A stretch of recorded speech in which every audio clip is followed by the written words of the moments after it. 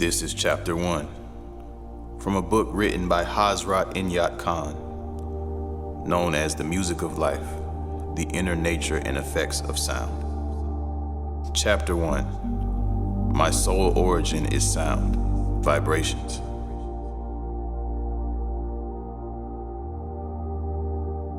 The life absolute from which has sprung all that is felt, seen, and perceived, and into which all again merges in time, is a silent, motionless, and eternal life, which among the Sufis is called Zat.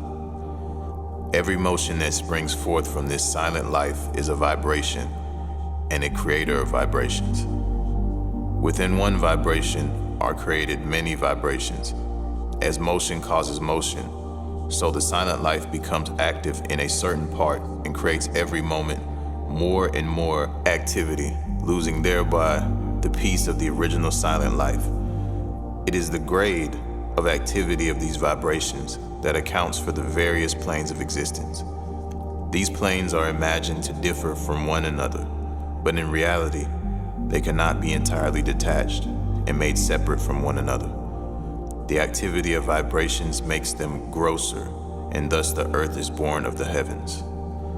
The mineral, vegetable, animal, and human kingdoms are the gradual changes of vibrations, and the vibrations of each plane differ from one another in their weight, breadth, length, color, effect, sound, and rhythm.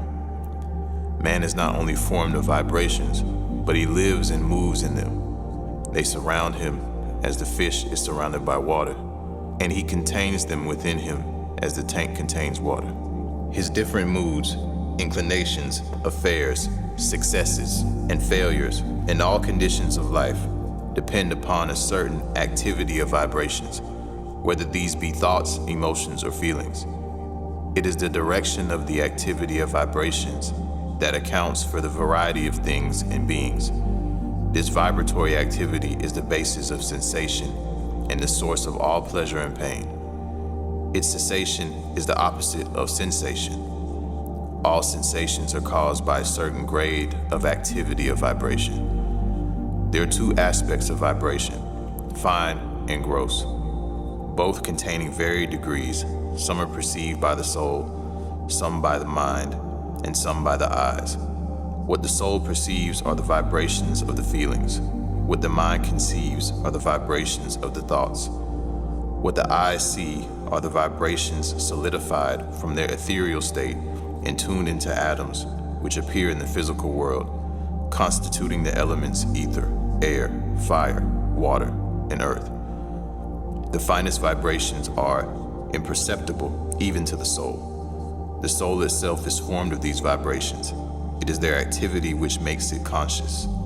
Creation begins with the activity of consciousness, which may be called vibration. Every vibration starting from its original source is the same, differing only in tone and rhythm, caused by a greater or lesser degree of force behind it. On the plane of sound, vibration causes diversity of tone, and in the world of atoms, diversity of color. It is by massing together that the vibrations become audible, but at each step towards the surface, they multiply, and as they advance, they materialize. Sound gives to the consciousness an evidence of its existence, although it is in fact the active part of consciousness itself which turns into sound. The knower, so to speak, becomes known to himself. In other words, the consciousness bears witness to its own voice. It is thus that sound appeals to man.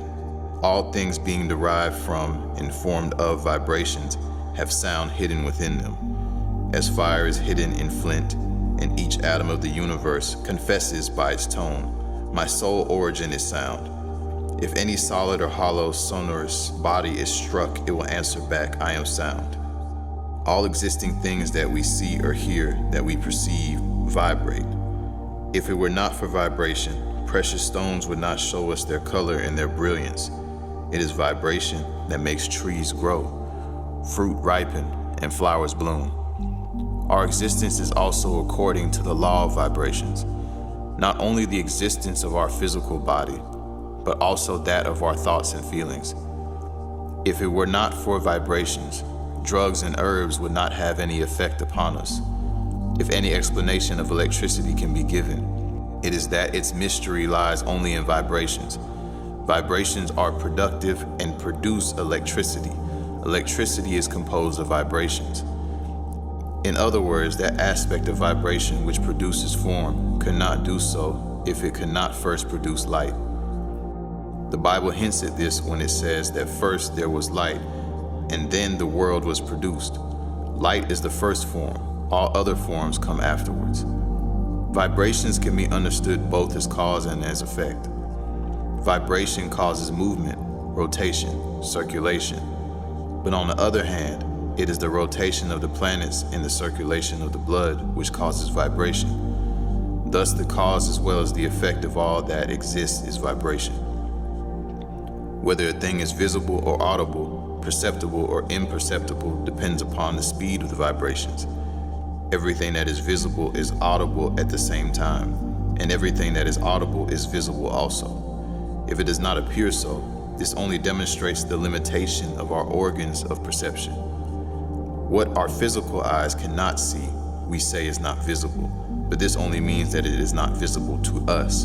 In itself, it is visible. And what we cannot hear, we say is not audible, but is only inaudible to our ears. In itself, it is audible. This means that everything has its sound and its form. Even things which we can perceive, though they are not visible, have a form. They could not be intelligible if they had no form.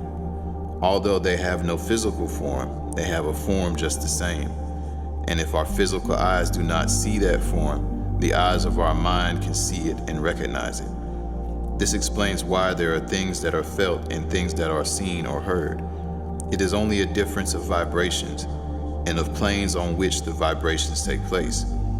Vibrations cause life to take form, and it is different degrees of vibrations which make that form visible or otherwise perceptible. What we know about vibration is only what we perceive through man-made instruments. What is moving beyond this we do not recognize as vibration. But as there is no other word, this is the only one we can use for it is the same force that sets everything in motion on the physical plane. And this continues on all the other planes of existence, setting them all in motion. It also explains to us that it is a certain degree of vibration that brings to the earth the things of the inner world, and the world that is perceived though not seen. And the change of vibrations takes away the things that are seen into the unseen world. What we call life and death are both a recognized existence within a certain degree of vibrations. For instance, when a person says this leaf is dead, what has made it dead is the change of vibrations. It has no longer the same vibrations that it had when it was on the tree. Yet it has not lost its vibrations. It still has them. Thus, according to the vibrations, it is not dead. It has only changed into a different rhythm of vibrations. If that leaf were dead, then herbs would not have any effect upon a man when he takes them as medicine. And so it is with the dead body of an animal or a person. We may say that life has gone out of it, but it is only the life that we recognize as life that has gone out of it. For we recognize as life only a certain pitch of vibrations. Anything beyond it or below it we do not recognize as living. Yet it has not died. It is still vibrating, for nothing can exist and not vibrate, and nothing can vibrate and not be living in the real sense of the word. One might say that there is no movement in a dead body, that there is no heat in it. But do we not use fish and flesh of slaughtered animals as food? If these did not possess any life, we would not be benefited by eating them, for it is only life that can help life to go on. If they were really dead, if all the property which is called life were gone from them, they would do us harm instead of good. This shows that though we call them dead, there is some life left in them, and that this change is only a question of a degree in the vibrations. When a fruit has decayed, when a flower has faded, there has been a change of vibrations. It is wonderful to watch a flower when it is still a bud, and to see how it grows every day, how it vibrates differently every moment of the day, until it comes to such a culmination that it begins to radiate, reflecting the sun. Besides its color and form, we can see something living in the flower, something sparkling, It can be best seen when the flower is still on the plant, and then when it has reached its culmination, it begins gradually to fade, and that again is according to the law of vibrations. But when its petals have dropped, there is still a form of life left. For even in the dry leaves of the rose there is a fragrance, and from the dried rose leaves an effective medicine can be made. This medicine has a certain action on the blood. It also nourishes the intestines. It is most purifying. In ancient Greek medicine, the rose was used in many ways. It cools the blood as well as being very strengthening. There is a great difference between the eating of fresh vegetables and of preserved vegetables, a difference of vibrations. The former are nearer to our life. The latter, which have gone further from our life, have less influence on us. And so it is with everything. When we begin to see life from this point of view, it will appear that birth and death are only our conceptions of life, that there is no such thing as death, and that all is living. It only changes from one form to the other, subject to the law of vibrations. The difference in the vibrations of dead and living bodies is a difference of their speed. It is a difference of rhythm. End of chapter 1.